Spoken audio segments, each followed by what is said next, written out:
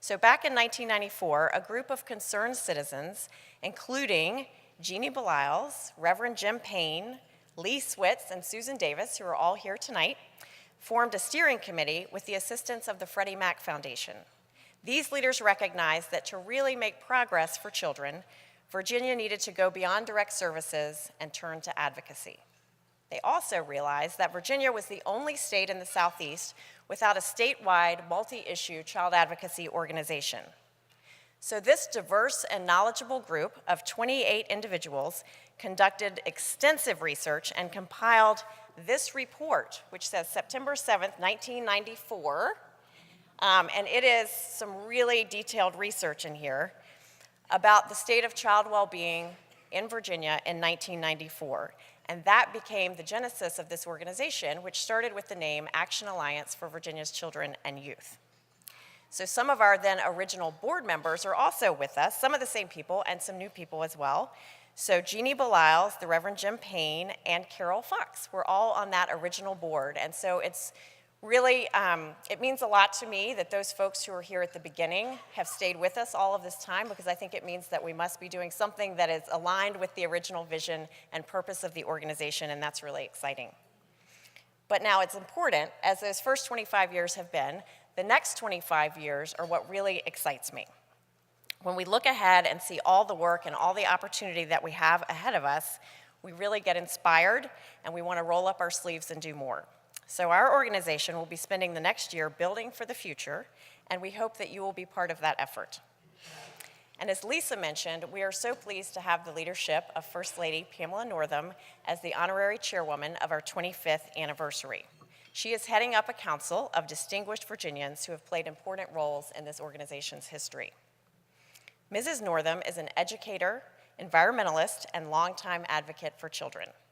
After studying at Baylor University and the University of Texas, the First Lady specialized in pediatric occupational therapy, where her work included rehabilitation hospitals, teaching hospitals, and special education.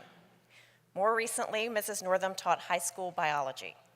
Recognizing a need for STEM in elementary education, she became a national award-winning science specialist and worked to develop an inquiry-based, hands-on curriculum for students in grades K through 5. Please join me in welcoming to the stage the First Lady of Virginia, Pamela Northam.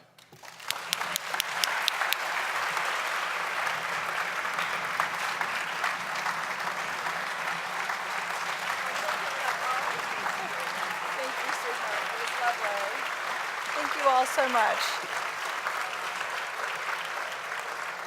Thank you. Please enjoy your dinner. Well, thank you, Margaret, for that kind introduction. I am so excited to be here this evening for Making Kids Count Awards to celebrate the outstanding community leaders who care for our children, our most precious resource, our greatest treasure. It is also, as Margaret just mentioned, my great privilege to serve as the honorary chairwoman of the 25th Anniversary Council for Voices for Virginia's Children. 25 years ago, as she mentioned, a steering committee that included both experts on child well-being and compassionate citizens from across the Commonwealth came together to ensure that all children, no matter the circumstances of their birth, have a safe and supportive environment to reach their full potential. I'm pleased to be in such distinguished company and to follow in the footsteps of Carol Fox and several former First Ladies who have been part of the history of Voices for Virginia's Children. Jinx Holton and Jeannie Beliles were there from the very beginning, and later my friend Ann Holton, who also served on the board. The mission of this wonderful organization is so important: to champion public policies that improve the lives of Virginia's youngest and most vulnerable citizens. This mission truly resonates with the governor and me. In fact, we met over children in San Antonio when I was a pediatric occupational therapist and he was a pediatric neurology resident. Now, I have to tell you, my mother, who was a nurse, warned me not to marry a doctor. She said, "They're never home. Try marrying a governor." Jeannie knows, right? Since then, we've had many different curves along our career paths, But as always, caring for the health and well-being of our children has been at the heart of what drives us and will continue to be a top priority for this administration. That is why the governor formed the Children's Cabinet last summer and asked me to serve as chair. I said he better, and I work for free, so. Lieutenant Governor Fairfax and the secretaries who oversee the state agencies most involved in the health, safety, and education of our children meet regularly with the goal of bridging the silos to better serve our children. Our valued community friends and stakeholders, like Voices, make up the strategic working groups who advise the cabinet, and their voice is very important to us. The aspect of the Children's Cabinet I've been focused on lately is school readiness. We believe that all children are capable of and deserve to enter kindergarten with the tools they need to succeed, no matter who they are or where they're from. So, we've had a lot of fun on our back-to-school tour, already covering about 2,000 miles across Virginia. We've been visiting infant, pre-K, and elementary classrooms to emphasize that school readiness really begins in those critical years before kindergarten, when around 90% of the brain is developed. It's those quality experiences and interactions with caring adults that lay the foundation for the development of the architecture of the brain, setting the stage for all future learning. Along the way, we were so excited to meet with many organizations, such as Voices, who've been doing courageous and creative work in partnership with educators, state and local governments, and business leaders to provide the quality care and education those children need, and sometimes in the most challenging situations.